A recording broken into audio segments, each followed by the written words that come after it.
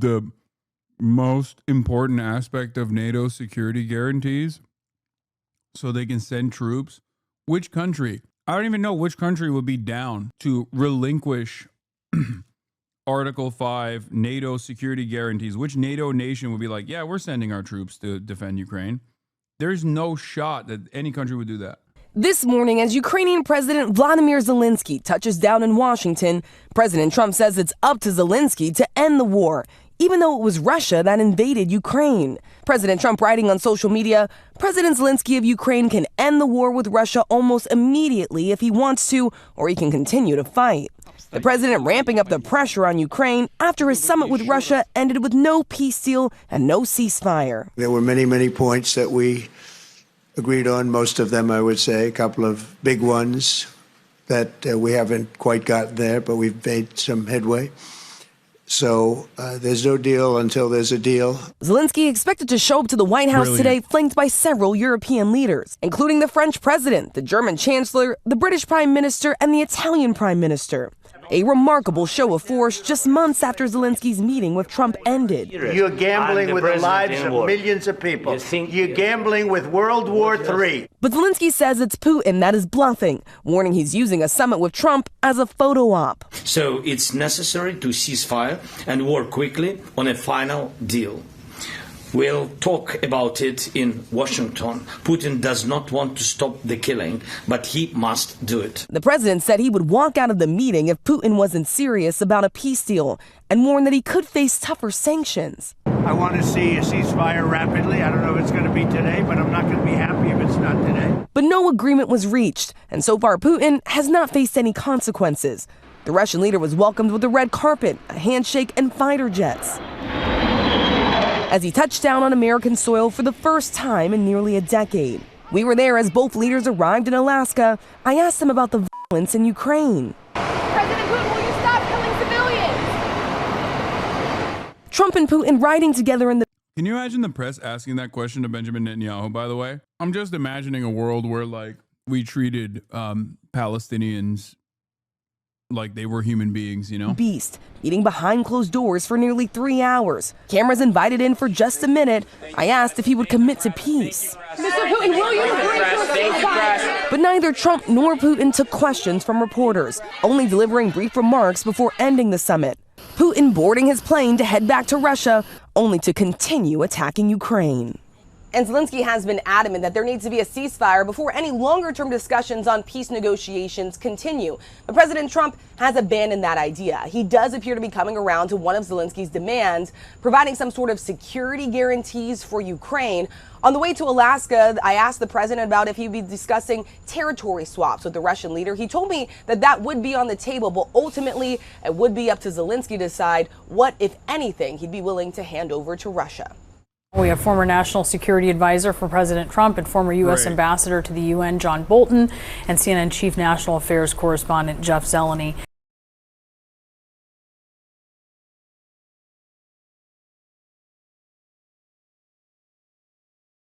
Ambassador, what did you think of the meeting? Did you think that it went well, better than it could have gone for sure? Well, I would say it was a normal meeting. Which is the iconic French foreign minister, the Marquis de Talleyrand, once told his young diplomats, don't get too enthusiastic in your work. And I've always found that good advice. They had a normal meeting. That's great. Now let's see what happens. You, in an op-ed you wrote for the Wall Street Journal, talked about the silver lining being that a ceasefire not being reached in Alaska actually helps Ukraine. Help us understand why. Well, I think a ceasefire along the existing front lines on the battlefield, then followed by what could well be very extensive negotiations lasting months, years, could turn that ceasefire line into the new Ukraine-Russia border. There's always a risk of that. It's happened in numerous other UN peacekeeping operations, in the case of Korea in the 1950s. So there's a big caveat to that, which to carry on the war, Ukraine still has to have necessary military support from Europe and the United States. It sounds, so far at least, like that could continue. I don't think the Russians are going to negotiate really seriously until they suffer reverses on the battlefield. Putin thinks he's on a roll now, and they are gaining small amounts of territory at an exorbitant human cost.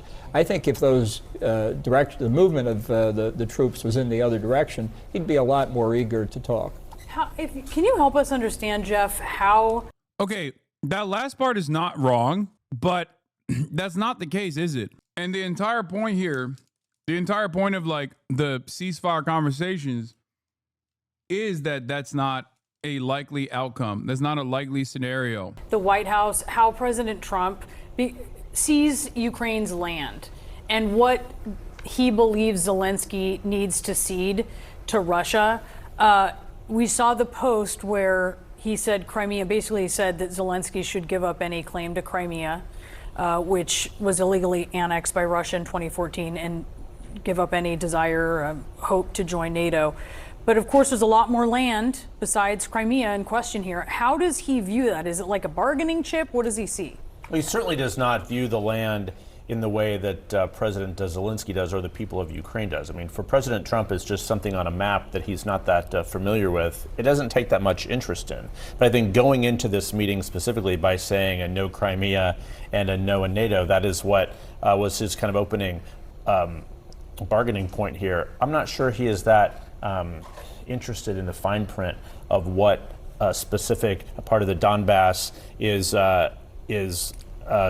is going to a Russia or if a Ukraine can hold on to. But I think that he is willing to, it sounded Friday like he is willing to effectively agree with President Putin's view of that. But I think one thing that strikes me in this, I mean, President Trump said he wants a trilateral meeting to come from this. Putin has never agreed to that. So I think after this meeting, President Trump said he's going to talk to Vladimir Putin. He said he's expecting my call. So if President Trump is able to coordinate a trilateral meeting that would happen sometime in the coming days or weeks, that would be significant. That's something that has not happened yet, of course. But I think it's important to point out that Putin has not agreed to the meeting, and he has insisted on effectively wanting to buy more time. And so we'll see how quickly that meeting is scheduled. And in terms of crisis being averted, I think you make a very good point. It was a normal meeting. We have zero idea what's happening right now in the Oval Office or what is going to come up when the European leaders sort of join this. So I think it is very, very early on, probably at the first quarter of this very consequential day in the White House. Ambassador, when you look at what's been reported about what is on the table regarding a potential peace deal, you're talking about some sort of security guarantees in the form of a reassurance force that President Trump, as you pointed out earlier, Jeff, would not rule out U.S. forces being a part of, even though he's been skeptical of it, expressed skepticism of it before. And then also this idea that there would be some kind of Article 5-like agreement between allies of Ukraine to intervene if Russia were to advance its incursions down the road.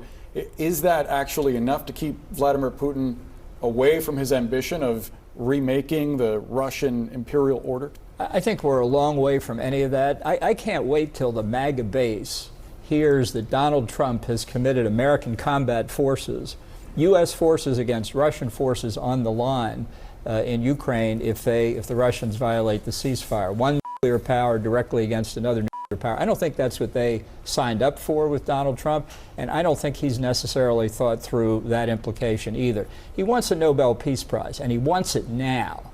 So he's willing to say a lot of things. He didn't really commit to anything. You could have all kinds of U.S. troops in Ukraine, as we did before the invasion. We had train and assist missions. They weren't there to fight anybody. They were there to train the Ukrainians. That's very different from a combat force. And in terms of Article 5...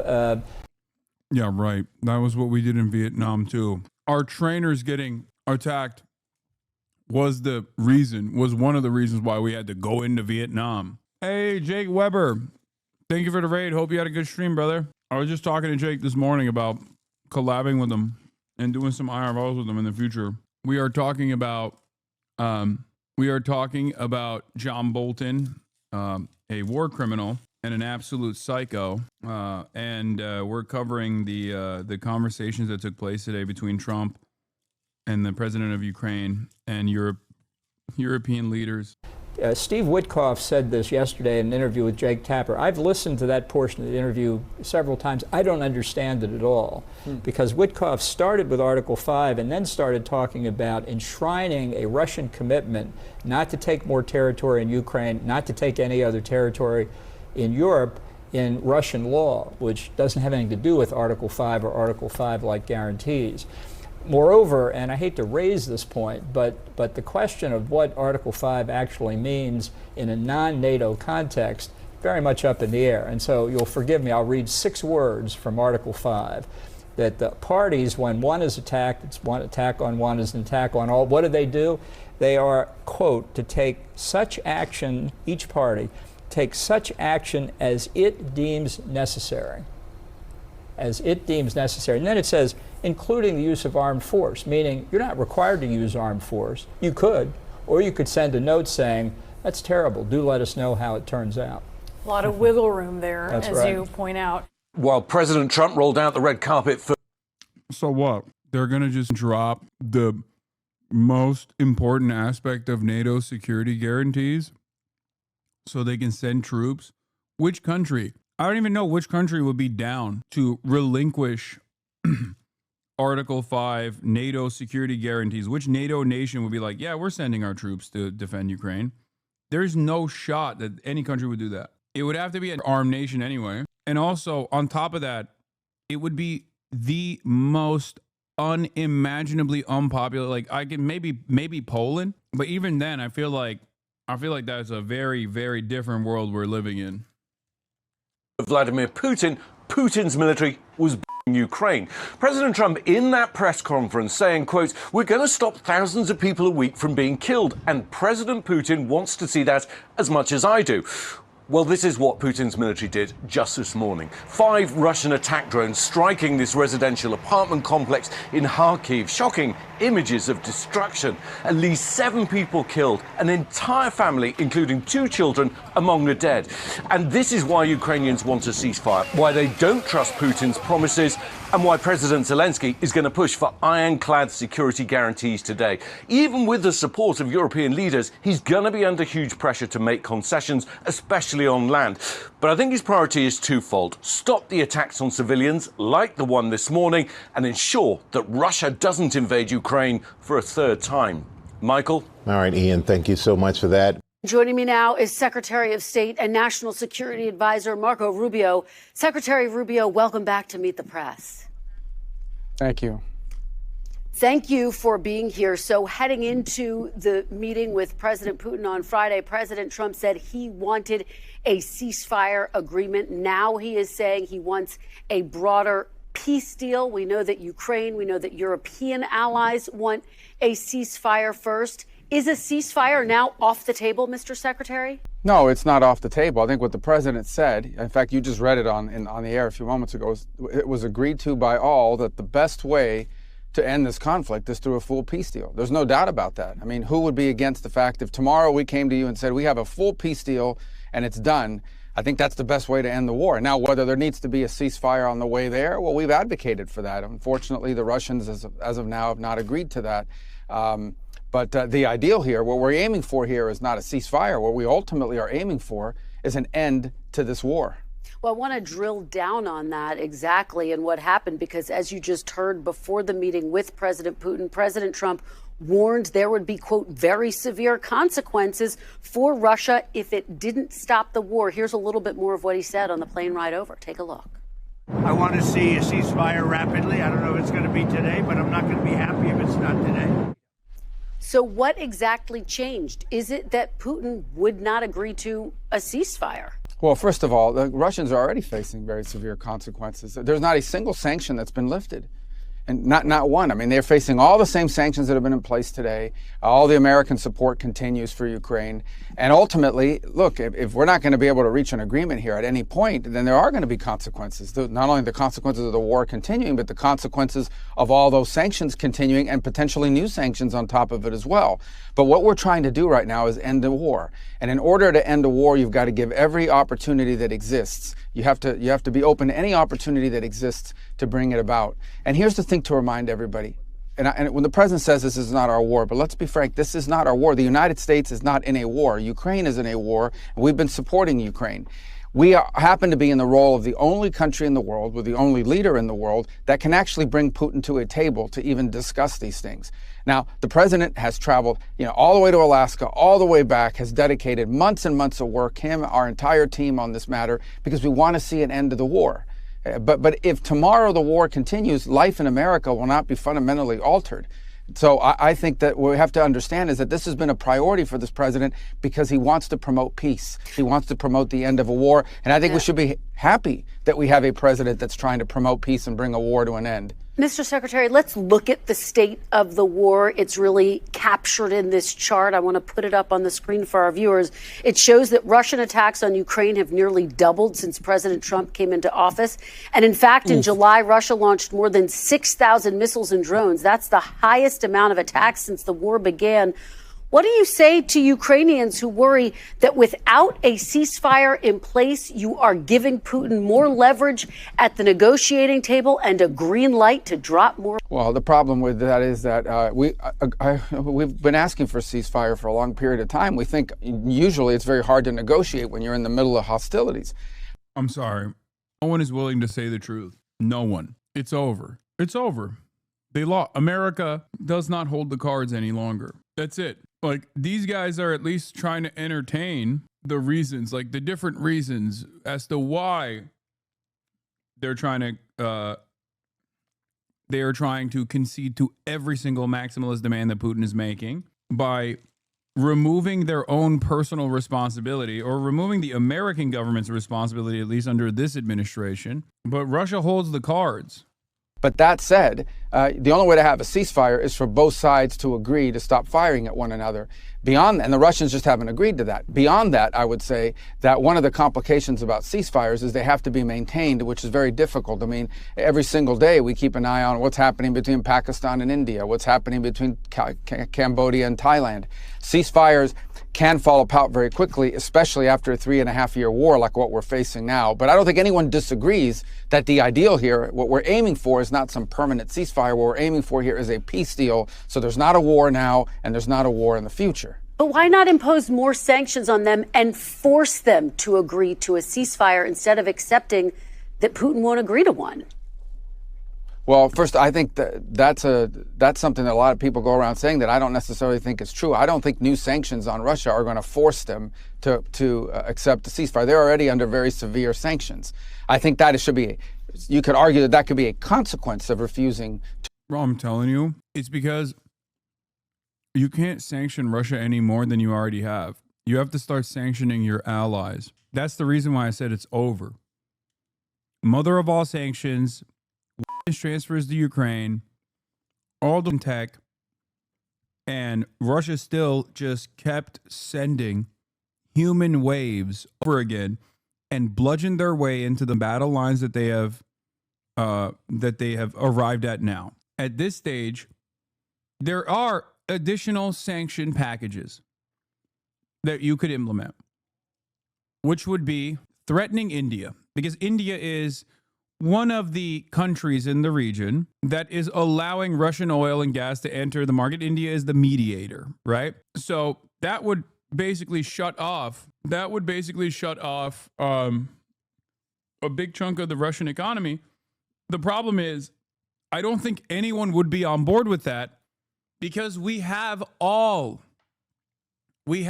already sanctioned so many countries. We're already bullying so many countries with tariffs. And on top of that, like, what are you going to do? Make Europe not buy Russian oil and gas by way of India? I don't know if they would be able to withstand the domestic pressure that comes out of that, the price shocks that they already withstood. I just think if you sanction everybody, or if you alienate everybody around the globe, then you're only sanctioning yourself. So I feel as though in this situation, it's just like, stop spreading the human wave myth, man. People have been saying this stupid shit since World War II. Russia employs just like Ukraine infantry tactics suited for the situation as per doctrine and strategy post-2000. Human wave is just a buzzword. I mean, they're throwing bodies on the pile. It's true. Okay?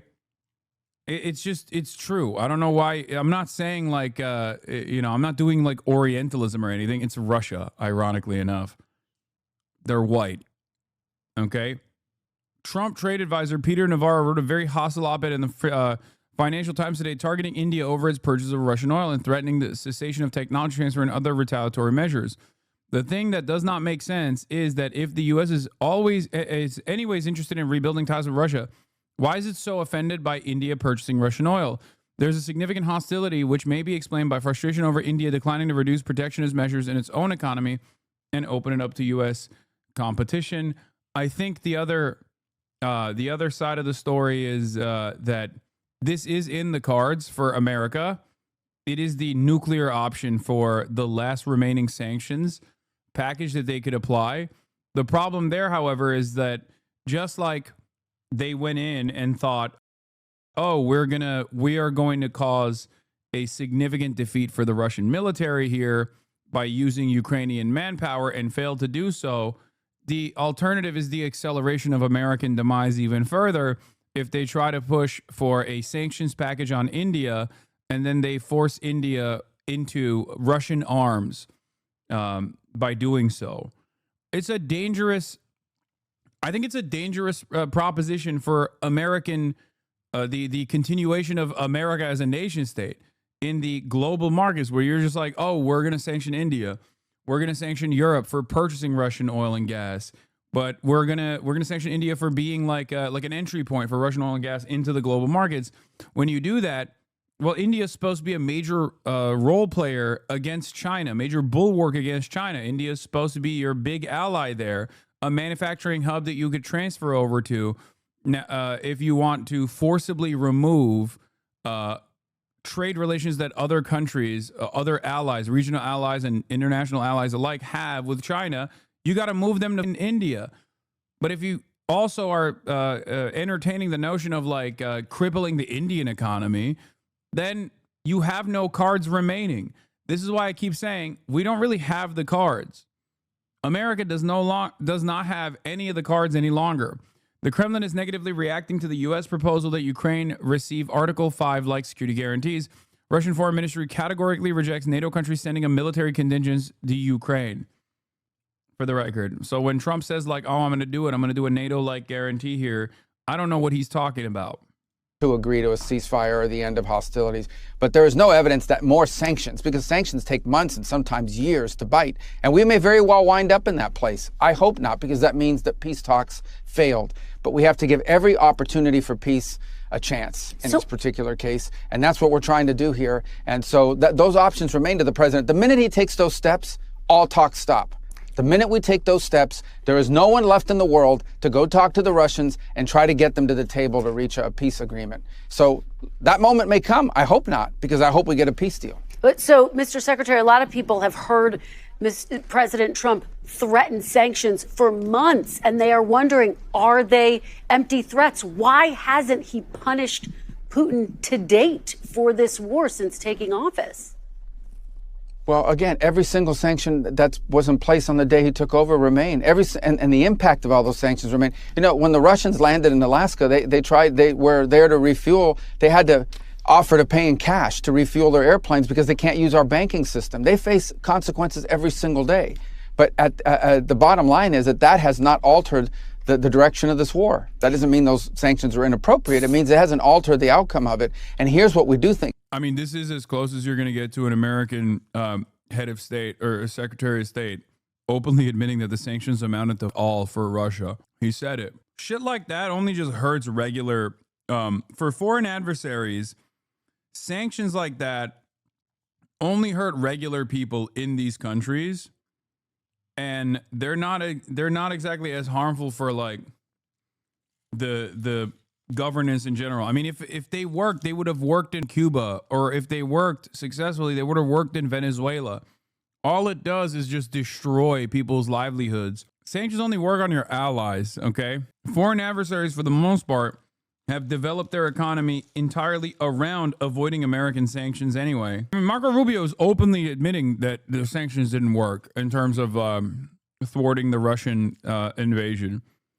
Didn't you hear his anecdote? The Russians had to use cash to pay for fuel. Cash, Hasan? No, he's literally saying, we have the insane sanctions against them. It's not working. They have to do this embarrassing thing where they have to pay for cash for the fuel. But even then, it doesn't matter. It literally hasn't worked. He just admitted that. Is important, and that is that we end this war. To end this war, you have to be able to engage with the Russians. As much as people may not like it, as distasteful as people may find it, the only way to end this war is to get the Russians to agree, as well as the Ukrainians, but the Russians to agree to a peace deal. And the minute you issue new sanctions, your ability to get them to the table, our ability to get them to the table, will be severely diminished. That moment may arrive. But when it comes, what you're basically signaling is there is no opportunity for peace at this point. So just let's put on more sanctions and allow more people to get bombed and more people to be killed. And that's what we're trying to stop. So, Mr. Secretary, what will Russia have to give up? What concessions will Russia, the aggressor, have to make as a part of this peace agreement? Well, that's what these negotiations are about. And as you can imagine, everybody goes into a negotiation wanting 100% of what they want. That includes Ukraine, but obviously the Russians. And the only way to reach a deal on anything, whether it's in business or in politics or in geopolitics, the only way to reach a deal is for each side to get something and each side to give something. And that's been very difficult. If it was easy, this wouldn't have been going on for 3.5 years. Understand, the longer these wars go on, the harder they are to end, unfortunately, because one side is... What's Russia giving up? This is what I mean when I say they're just like not being honest. And you can't have the Secretary of State of the United States of America just be like, we lost, we're losing. There's nothing we can do. What do you want us to do? Sanction the entire planet for continuing to get oil and gas from Russia, an OPEC Plus partner, draw further enmity towards the United States of America? We lost. We thought we could have pushed Russia. We thought we could have collapsed their economy. We thought we could have purged their forces from Ukrainian borders without expending a single American active duty combat service member, with simply weapons transfers to Ukraine. And it was an abject failure. And now here we are. I think that's the reason. I think in a weird way, I feel like this is like their attitude here is basically, if we don't do it now, we're going to have to do it 3 months from now, 4 months from now, 5 months from now, a year from now. And the battle lines will look even worse. It's basically a way, it's in a way not dissimilar to the immediate off-ramp that Ukraine had in the beginning when they were able to successfully push back the Russian forces from Kyiv. In the first half, why are people saying fun half? Did I say fun half? On accident. There was a point in time where Ukraine had more leverage than it does currently. If they had taken that deal, back then, Ukraine would be in a much better predicament. They didn't. They pushed. They said, we can continue supporting Ukraine militarily. We can see it out all the way to the end. And in that time frame, Ukraine lost more civilians, Ukraine lost more soldiers, and Ukraine lost more territory. So now what remains for the Trump administration to do here is to come to a settlement with Russia that doesn't actually embarrass America too much. Do you see what I mean? Even down to the mineral deals that Trump is putting together for America, American extraction. How much minerals exist in Ukraine? It's not a whole lot. I think that's just Trump trying to present it as like, no, we get something good out of this deal too. We get the over Ukraine as well, because it's not our war, it's Ukraine's war. That's it. They just want to pick apart the remaining, the remainder of the country for scraps, and to make it seem like they didn't take a fat L, America, I mean. They didn't take a fat L in this because they tried it and they lost. So now they're like, no, we're getting something out of this. That's what it feels like. This is not about, in my opinion, this is not about saving Ukrainian lives. This is more so about how much of a runway we have remaining with two different proxies taking place with Israel and with Ukraine, and with a lot more interest in defending Israel than defending Ukraine. and a lot more interested in helping Israel commit ethnic cleansing in Gaza than defending Ukraine from Russian interests. And also the persistent fears that, like, if China were to do something, they would have they would be caught with their dicks out pissing against the wind in this moment. Because remember, missiles are not an infinite resource. You have to make more missiles. You have to make artillery shells.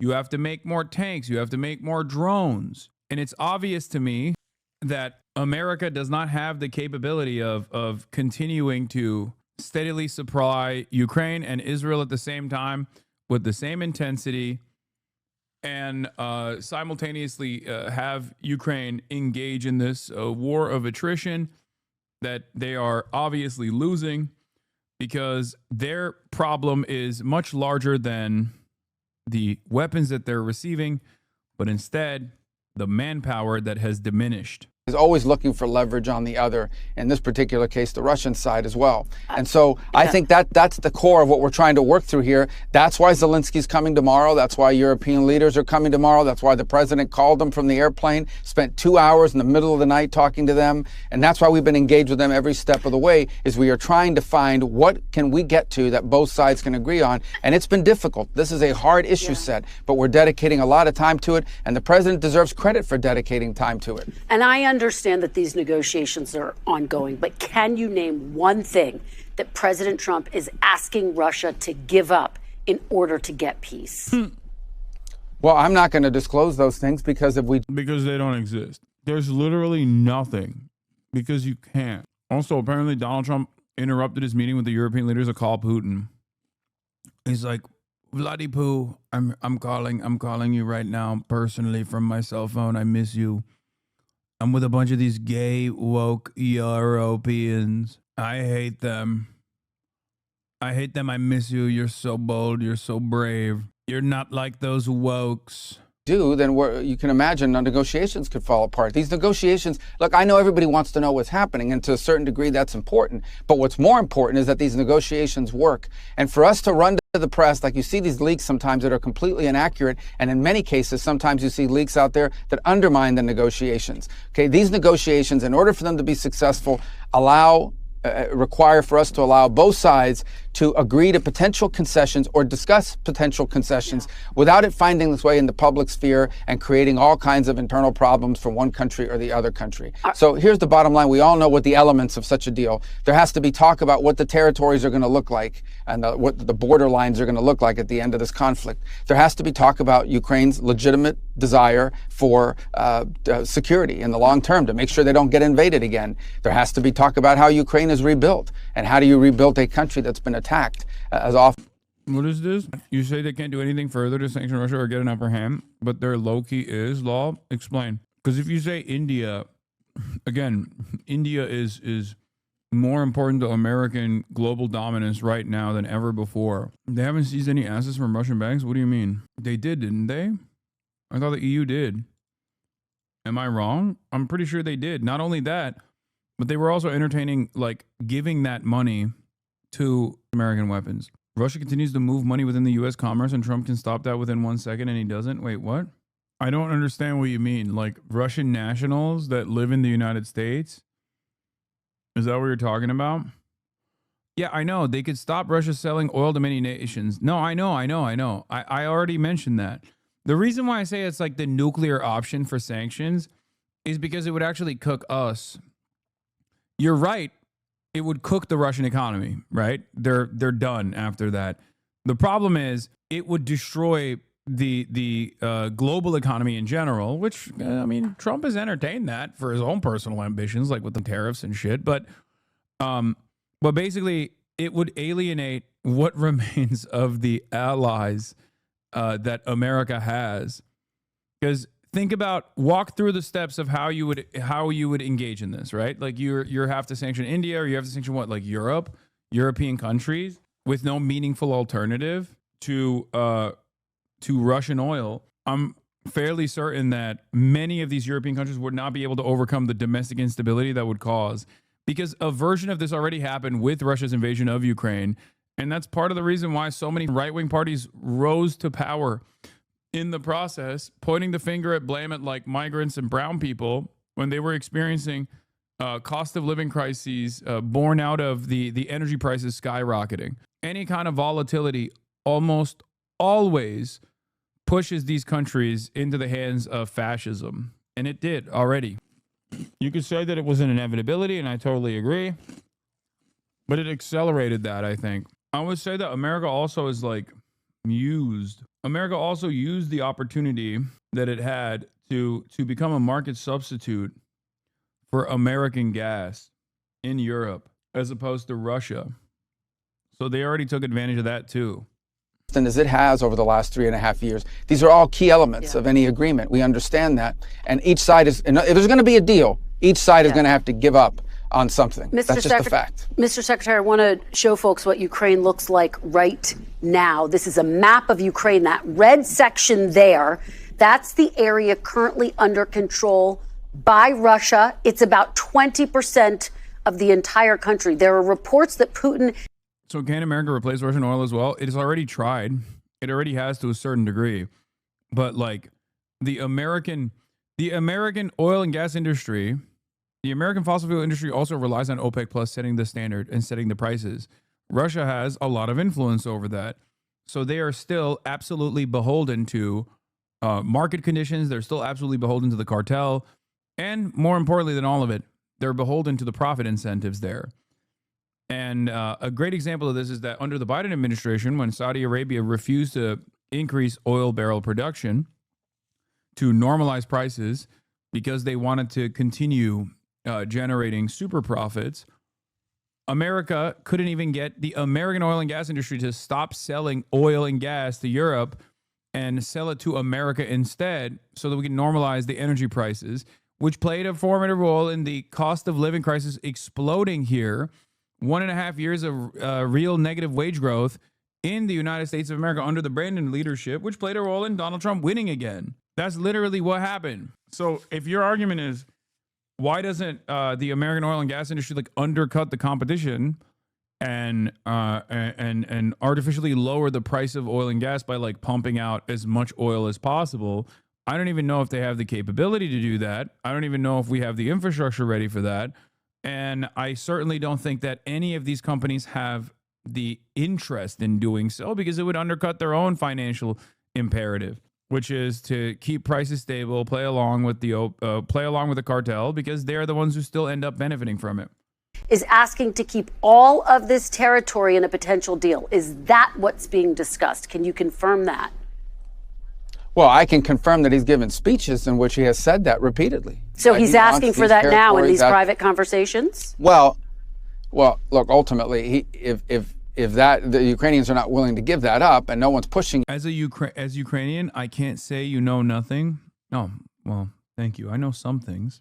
Ukraine to give that up. And so I don't think that's what, if there's going to be a peace deal, it's not going to look like that. But he certainly is making demands. He's certainly asking for things that the Ukrainians and others are not willing to be supportive of and that we're not going to push them to give. And the Ukrainians are asking for things that the Russians are not going to give up on. I know this sounds, I know everybody wants to have more detail, but we're trying to have a serious negotiation here and see if we can find any middle ground between two warring parties in a very difficult war where the Russians feel, as they always do, like they have momentum on their side, and the Ukrainians have been incredibly brave in fighting back and in the defensive posture they've taken. The Ukrainians have inflicted a tremendous amount of damage. This month alone, 20,000 Russian soldiers were killed in 1 month in this war. So the Ukrainians have inflicted tremendous amount of damage on the Russians as a result of this. Both sides are very dug in. This is a difficult one, but we're going to continue to work on it because the president's made it a priority to try to end the war that should have never happened. Mr. Secretary, you were one of the few people in that room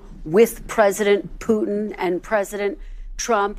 You got to look him in the eyes. Do you believe that President Putin believes in Ukraine's right to exist based on what you heard and saw? Well, look, I wasn't playing any of those games about looking people in the eye and trying to read their minds. I'm reading actions. Wait.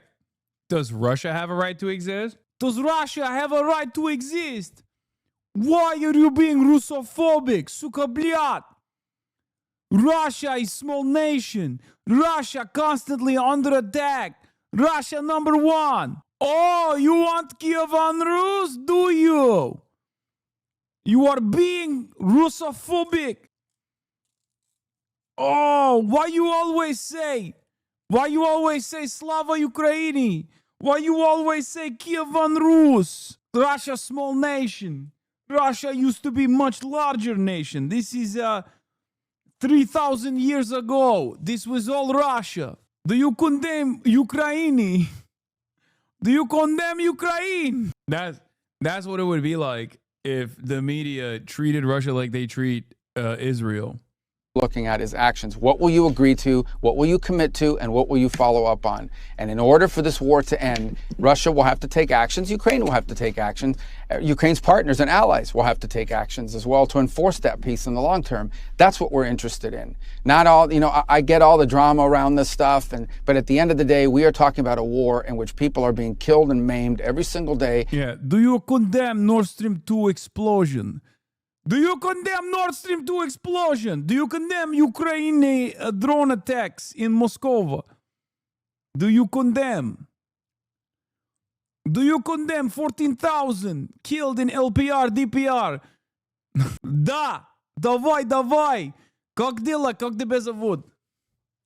In which a country has been dismembered by 20%, as you've just pointed out, and it's really important to bring this war to an end. This war doesn't get better. It gets worse as time goes on. It gets worse. It actually threatens to spill over into other areas. So it needs to be stopped. That's why the president's made it a priority, and that's what we're focused on. Concrete actions by both sides, especially the Russian side, to bring this conflict to an end, and we're going to do everything we can to make it happen. Is it possible?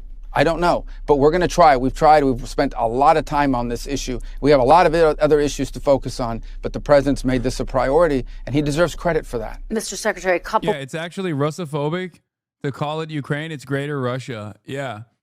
3,000 years ago, it was promised to me. It was.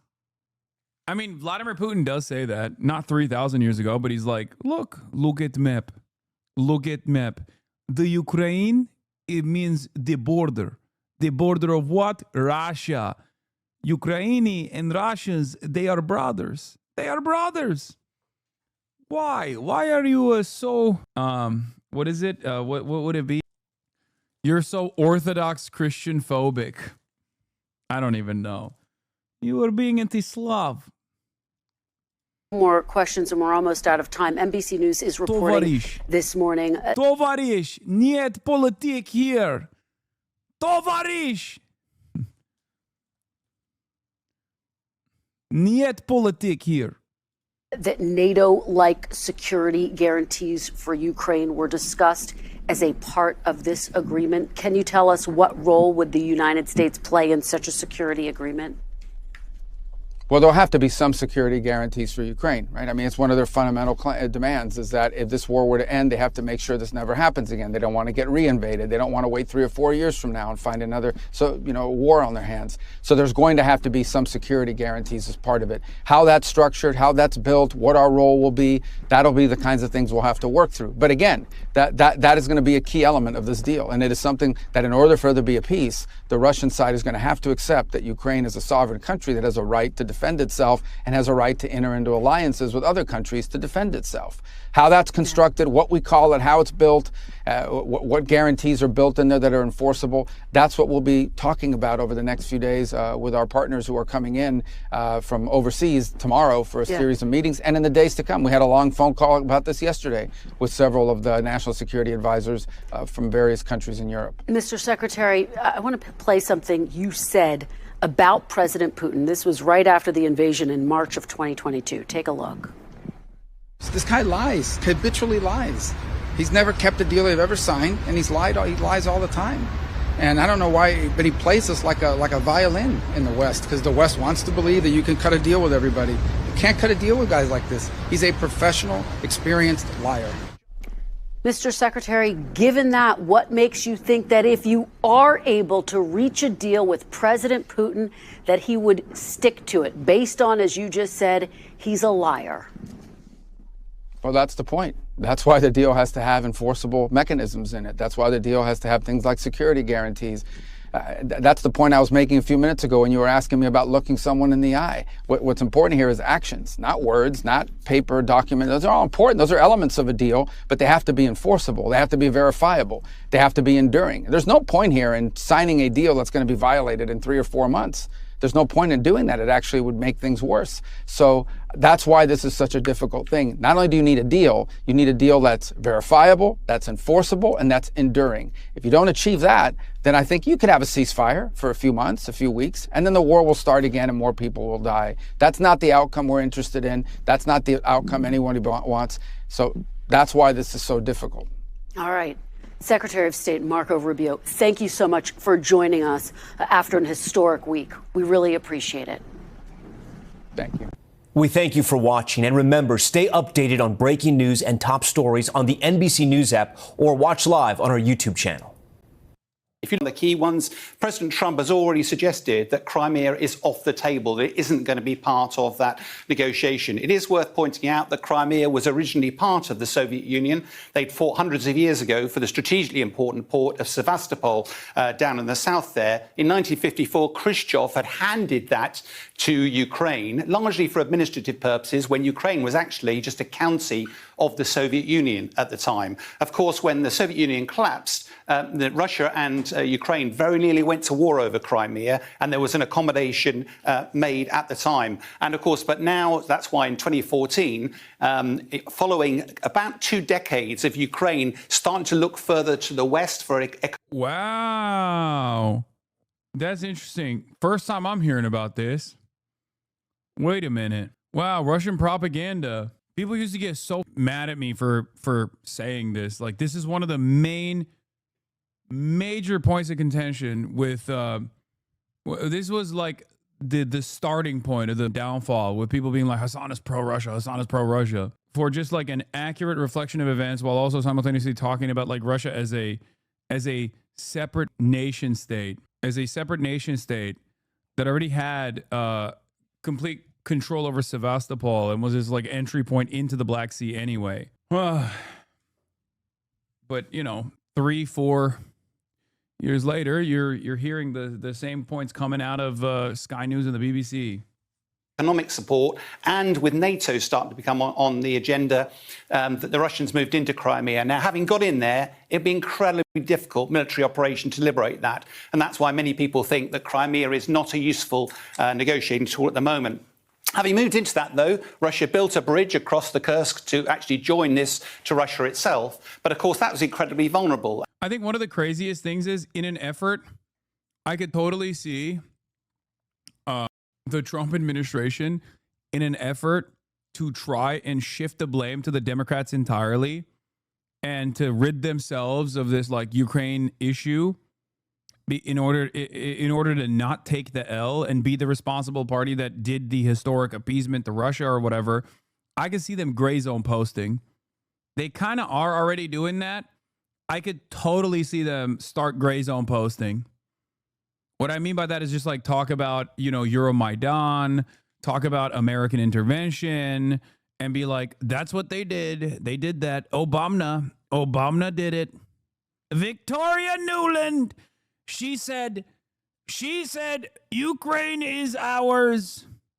It was never supposed to be. It was the apple of Obama's eye. I could see them start Grayzone posting like crazy. Oh, Bungler. He's the one who did it. He's the one who did it. And then Biden said, Russia, Russia, Russia. Obama did Euromaidan. I had a perfect phone call with Ukraine. They impeached me. Victoria Nuland did not have a perfect phone call. And as the years went by, that's why that Russia had started a sort of insurgency up in the Donetsk region and tried to build this land bridge across the region. Is any of that incorrect, though, besides Russia's holding the responsibility for invading? I mean, it's more complex than that. It's a more complex subject matter than that, because it does avoid like whatever the Ukrainian people wanted as any part of the process. And not only that, but also ultimately they would not actually tie that back to a reliable anti-imperialist narrative anyway. That would be ridiculous. He would say some shit like Hunter Biden is the reason why Joe Biden fought Russia or something. I'm joking when I say that. I just don't think that they would say that at all. But every good grand narrative, no matter how conspiratorial, has a nugget of truth in it. That's why I'm saying I could totally see the way to at least have a kernel of truth at the heart of it, to be like, American intervention is real. We did do it. It was bad. It was bad. Now, why the focus on the Donbas region? Well, a lot of it's mineral resources and the like. This is the one area that Russia hasn't yet taken. But this isn't about just trying to get to the borders. It's not like they're trying to secure Somerset. Why is this actually key? If we go zoom in a little bit further, there's a line of towns, based on road junctions and rail junctions, strategically important, that are, if they are going to be very difficult for Russia to take. If you remember the battle for Bakhmut back 18 months ago, about 60,000 people died in that battle about 18 months. So it's really difficult for any of these to fall. Russia is, of course, paranoid that if they don't take these, then there is the danger that Ukraine in the future cuts the land bridge and therefore isolates the Crimea. From a Ukrainian perspective, if these were to fall, there's lots and lots of free area up here that Russia could actually rampage across. The real key here, though, is what is going on in President Putin's mind. Is his ambition still to take the whole of Ukraine? Or is it simply to secure this land bridge? The very fact that Western press is now talking about this with real terms means that the end is imminent, or at least they are coming to terms with holding the L here, because it is the exact opposite of how the coverage has been for the past 3 years. Anytime I spoke on these terms, anytime I spoke similar to this, everybody came up to me and was like, you're pro-Russia. You're you love Vladimir Putin. Vladimir Putin is giving you back shots. You want to suck of Putin. You love Trump. You love Putin. All this stuff. And now you got Western press covering it. I also kept reiterating that eventually this would come down to whatever Putin is able to do, whatever the Russian forces are able to do in the front lines, and also that the appetite for funding, okay, Hasan, you're the victim. No, I'm not. Of course not, because the real victims are, and always will be, the Ukrainians that are getting over in the process. 100%. The reason why I'm bringing this up is because media narratives oftentimes have a capacity to delude people into thinking an alternative reality than the one that is unfolding if they are to pay close attention to what's actually happening. Okay? I'm not saying that I'm a victim in this at all. I think the real victim is the truth. Truth is the first victim in this process. That's it. Just like a lot of online liberals have farmed the drama angle and say Hasan is, pro-Hamas, pro-Israeli propaganda, a lot of online liberals in bad faith farmed me for years and years to farm pro-NATO propaganda. And they deluded their audiences into thinking an alternative reality was actually happening, that a victory was imminent. A victory was imminent. It's going to happen. It's going to happen. It's going to happen. It's going to happen. It's going to happen any moment now. China is going to collapse any moment now. Ukraine is going to push out all the Russian orcs any moment now. And over again, they did this. And they will continue to do this. No matter which war we engage in, they will find a way to swing that narrative in the direction of pro-America. And anyone that says, hey, I don't think this is correct, is actually a hater of America, and is wrong and is a bad guy, and you shouldn't listen to them. Fuck that guy over and over and over again. That's it. How has NAFO been handling this? I don't even think they deserve to be mentioned at all. Just the land bridge, then the conversation is about territory and it's about security guarantees. And therefore, there's just the faintest prospect of a negotiated settlement. If actually Putin's ambition is still the whole of Ukraine, then I'm afraid all of this is just window dressing. It's Putin playing for time. And frankly, we're no closer to any sort of solution than we were a few weeks ago. Jeff Zelenskyy, I want you and our viewers to listen to something that the President Trump. This was interesting. Yeah. Hot mic moment. Is Trump still riding that dick? I say yes. Trump didn't intend to be public, but his mic was hot. This was as he and the other European leaders were sitting down to the meeting, and he was talking about Vladimir Putin and what Trump believes Putin will do for him personally. Thank you. Thank you. Jeff? A couple. He wants me. He wants me bad. He said I'm in juicy. He said he wants it. But to him. Oh, all right. Let's get back to the video. Don't freak out. Here's the hot mic. Thank you. I think he wants to make a deal for me. You understand? Like, as crazy as it sounds. He wants me. He wants me so good. He wants me so bad. I threw it back for him, and he liked it. He said, no loads refused. No loads. All hands on deck. He gripped it. He gripped my shit so tight. He cracked me. Putin cracked me. He said, Unc, I'm cracking. Jeff? A couple key words in there are for me. I think he wants to make a deal for me. I mean, it's not altogether surprising that President Trump thinks this. Whenever there's a hot mic moment, we're always slightly more interested than when it's something that he would have just said. It's not actually all that dissimilar from things he said throughout the campaign. But what's different about it now is the whole comment there. Dude wants me, and he'll do this for me, has the exact same energy as the therapist lady. The lady that fell in love with her psychiatrist has the same exact energy as a dude, one of your homies being like, yeah, no, actually this stripper is different. Like she truly does want me. We did actually establish a real relationship. Like that's what it feels like to me. Yeah, he's supposed to say that because you're stupid and you get duped by that sort of thing. So of course he's going to say that. That's it. That's what he's doing. That's what he's been doing, and he's seen a lot of success so far. Why wouldn't he keep doing that? I don't think this war is ending anytime soon. Financial Times, Ukraine will promise to buy $100 billion of American weapons financed by Europe as a part of the deal to obtain U.S. guarantees for its security after the peace settlement with Russia. According to a document seen by the Financial Times, under the proposal, Kyiv and Washington would also strike a $50 billion deal to produce drones with Ukrainian companies that have pioneered technologies in Russia. Okay. Yeah, it's not going anywhere, I don't think. I'm going to be honest. It feels to me like they're just going to normalize relations with Russia and keep the battle going. I don't know. Like this was hurting. This was hurting Russia too much. Holy shit. Kyiv shared the proposals for new security deals with the U.S., which have not been previously reported on, in a list of talking points with European allies ahead of the meeting with Donald Trump on Monday. Scoop, Ukraine will promise to buy $100 billion of American weapons financed by Europe as a part of a deal to obtain U.S. guarantees for its security after a peace settlement with Russia. Under the proposals, Kyiv and Washington would also strike a $50 billion deal to produce drones with Ukrainian companies that have pioneered the technology since Russia's full-scale invasion in 2022. I feel like I'm watching Meat Canyon video featuring Jake Paul. Putin is literally Jake Paul Lamau. Trump is just happy to be touched, even though he's being robbed. Yeah, it doesn't seem like this is an anti-war initiative as they presented it. And maybe that's the reason why Zelenskyy was happy at the end of this. Yeah, I don't know. They're all in the Oval now being briefed on the Putin call.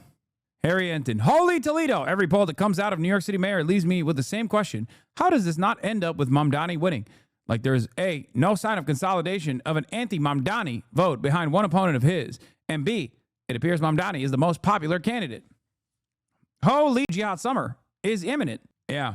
To make a deal for me. That was at the root of President Trump's entire argument that I can end this on day one. That his relationship with President Putin was so strong from that first term. They were stablemates, as he once said on 60 Minutes, of which there was no evidence of. But this is just kind of the latest version of it. There's been zero evidence that President Putin is using his relationship with Donald Trump to do anything for Trump, to end it for Trump. So I think it was just a window into President Trump's mindset. There, and perhaps not that surprising, but yeah, I mean, revealing. It is a good point that most of what President Trump says, you don't need a hot. OSINT Twitter / Walter Bloomberg, everyone's most reliable fucking news resource that actually erased $4 trillion and then replaced $4 trillion of market value with one fucking tweet, a real mover and shaker, reports, Ukraine's Air Force says Russian strategic bombers take off for a possible attack on Ukraine. This is right after the Trump phone call. Dude, I swear to God, Russia is doing Israel shit without being Israel. I guess everyone is Israel now. The world is Israel. This reminds me, I don't know if it's real or not, and it probably might be fake, but they did do a version of this after the fucking Trump talks in Alaska. And that reminds me of the way Benjamin Netanyahu has treated Joe Biden and also Donald Trump. We are so fucking washed, and it's not just because Trump is a joke. We're just fucking washed, man. We're washed. We're washed. Everything is Israel. Even our foreign adversaries are behaving like Israel. By the way, not sure if you saw this.